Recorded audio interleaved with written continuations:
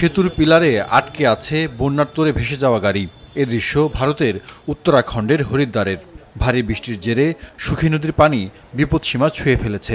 দুকুল উপচে তীরবর্তী এলাকায় বন্যা দেখা দিয়েছে।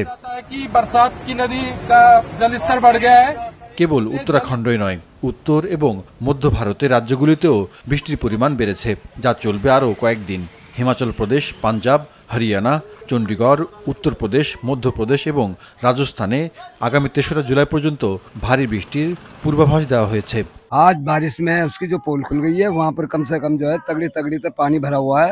मोटरसाइकिल निकालने वाले, पैदल चलने वाले, कार निकलने वाले सब परेशान है। समस्या ये सर गंदा साफ नहीं हुए नाले, पानी बड़े पड़े, जूता उतार के पेंट गंदे, मिट्टी कैसा पानी हो रहा है, फोड़े फुंसी बीमारी, हर बीमारी फैलेंगी।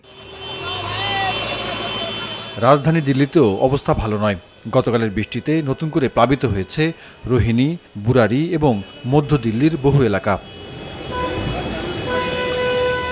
গত শুক্রবার একদিনে 228 মিলিমিটার বৃষ্টির জেরে প্লাবিত হয় রাজধানী, যা রাজ্যে গোটা মৌসুমে বৃষ্টিপাতের 1/3।